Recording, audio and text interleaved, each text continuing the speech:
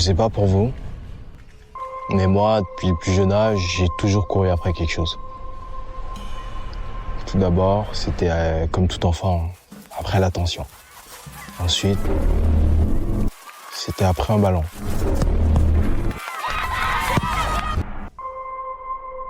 Et finalement, après l'argent.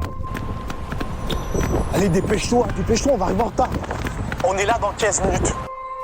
Cette dernière année, j'ai couru après mes rêves.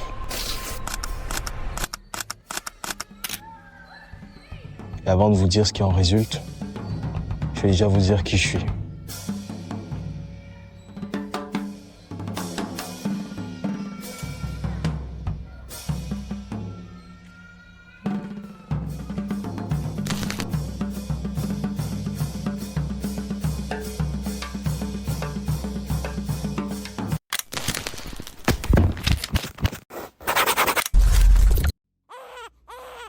Je suis né le 11 janvier 2006. C'est là où mes parents ont eu cette vision, qu'ils devaient m'appeler Emma. Je sais que c'est atypique comme prénom pour un garçon, mais c'est l'une des choses qui me rend unique. On m'a toujours dit, pendant mon enfance, que j'étais lunatique. Et c'est cliniquement vrai. Parce que j'ai le trouble de l'attention, plus qu'on l'a appelé le TDA. Mais ça favorise également la créativité. C'est lié au sous-fonctionnement du cortex préfrontal. Cela peut conduire à une pensée plus libre, à une capacité d'exploration créative plus grande, car les idées peuvent émerger sans être filtrées, de la même manière que chez les personnes sans TDAH. Bon, maintenant que les présentations sont faites, avant de vous raconter comment j'ai passé ces 367 derniers jours à penser de mes rêves, je vais tout d'abord vous parler de mes expériences précédentes.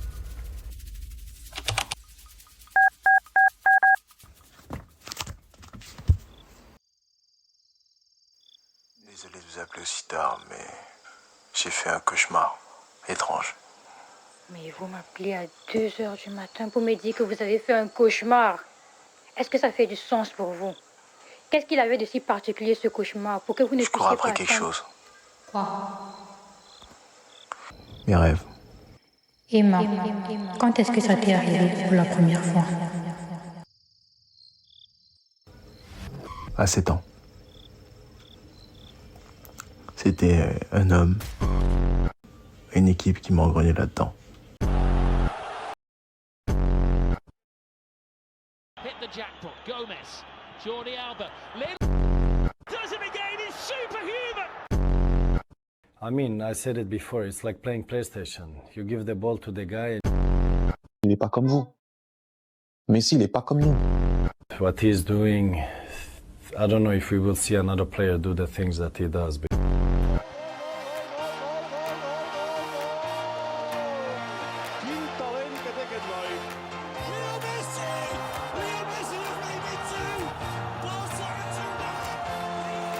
Et je voulais pas juste me contenter de les regarder à travers mon écran. Je voulais plus. Je voulais aussi être regardé. Malgré mon jeune âge, j'enviais déjà leur liberté financière. Mais surtout, leur liberté sur le terrain. Parce que des joueurs comme eux, des joueurs comme lui, faisaient ce qu'ils voulaient.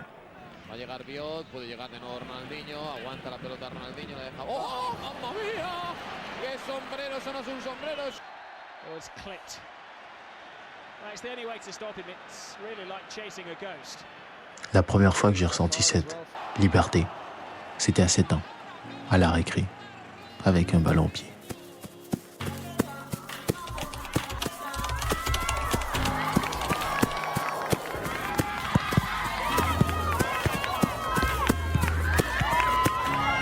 À ce moment-là, je me sentais comme un électron libre.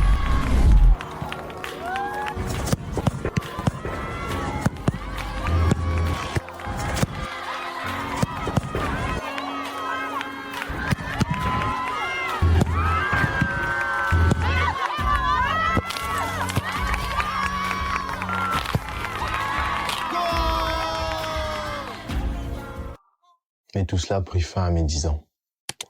La journée de mon entrée en club. Tout simplement parce que, déjà, j'avais appris que j'étais surclassé. Ça, c'était une bonne nouvelle. À ce niveau-là, j'étais content parce que j'avais 10 ans et ça voulait dire que j'allais jouer avec les 12 ans. Mais tout s'est arrêté la journée où j'ai eu ma première pratique. Parce que là, toute cette liberté que j'aimais tant disparut. Parce que là, je devais écouter un coach. Et je devais jouer comme le coach voulait que je joue. Et moi, c'était pas ma façon de jouer. Je comprenais pas son choix de vouloir me restreindre à ce niveau-là, s'il m'avait pris pour ces raisons. Mais le problème, c'est que j'ai refusé d'accepter cette réalité. Oui, je l'ai accepté intérieurement et je me suis dit que je devais devenir millionnaire pour ma famille avant tout. Alors qu'à l'intérieur, je détestais et je le savais très bien. Je me suis dit que ça allait s'arranger avec le temps. Les semaines sont passées, les mois sont passés. J'ai joué plusieurs matchs et dans aucun de ces matchs, c'était moi qui ressortais. Ce n'était jamais moi qui jouais. Je faisais pas les passes que je voulais faire, je faisais pas les centres que je voulais faire. Je driblais pas au moment où je voulais dribbler. Pour la simple et bonne raison que je savais qu'il y avait le regard du coach.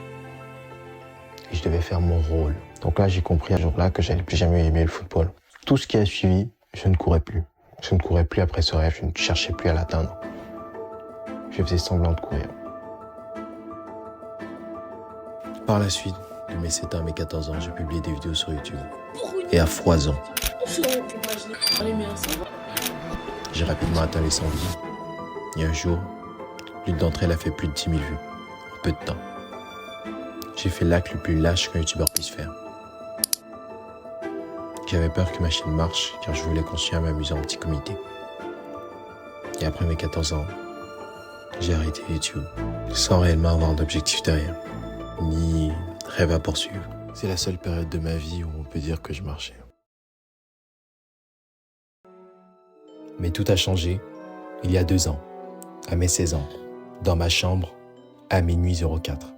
C'était un samedi, comme les autres, et comme à mon habitude, j'avais décidé d'écouter un film qui se retrouvait dans les tops de tout le monde. À ce moment-là, je ne le savais pas encore, mais je m'étais lancé dans un de mes plus beaux voyages.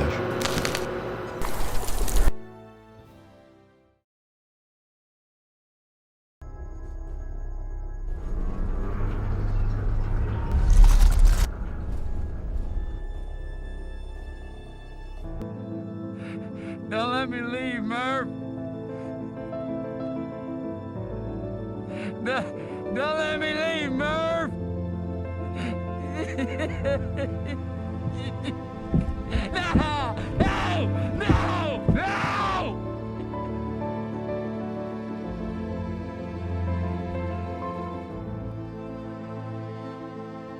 Cette nuit-là, la sensation de l'eau était différente. Et celle de la pâte à dents aussi. Bref, j'avais vécu le avant et le après Interstellar. J'avais compris que je voulais faire vivre aux gens les mêmes émotions que j'avais vécues. Je voulais raconter mes propres histoires. Être réalisateur n'allait pas être facile. Donc ça allait être moi contre moi à partir de maintenant. Et je l'ai très vite compris. Tout le restant de l'année, j'ai fait du montage et des analyses de films. Les vacances d'été se rapprochaient de plus en plus, donc j'avais préparé un plan d'action pour avoir ma première caméra, celle avec laquelle je filme actuellement. J'avais compris qu'avant de courir après mes rêves, il fallait que je coure après l'argent.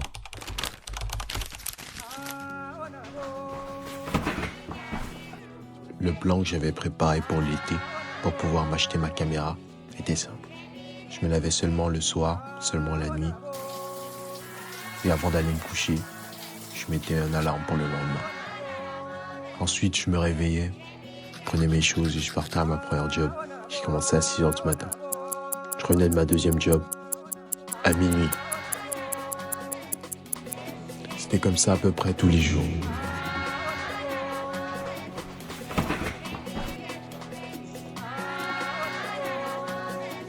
Par moments, j'avais le temps d'en apprendre plus sur différentes techniques de mise en scène et avancer mon script.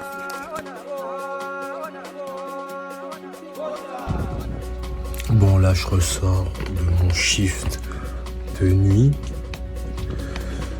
de 22h à 6h du matin. Et là, directement après mon shift de travail, on va directement attaquer sur le script.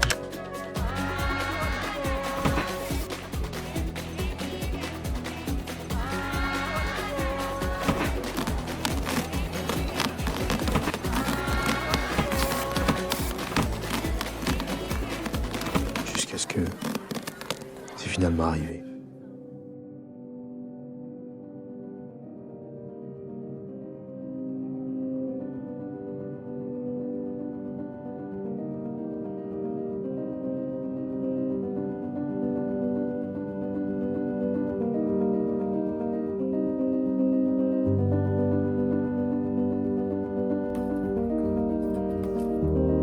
Je l'avais finalement eu. Ma caméra. C'était la rentrée. L'école avait repris, et les devoirs aussi. Et cette année, c'était différent, parce que j'avais plein de projets en parallèle. Et je faisais plein de rencontres. Et ce fut une bonne année au cinéma, définitivement. J'ai vu et revu plein de films. Et puis...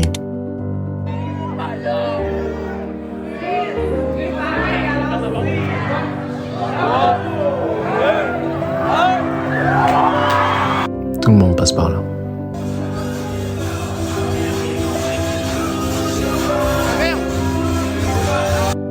Et récemment, j'ai finalement eu ma réponse.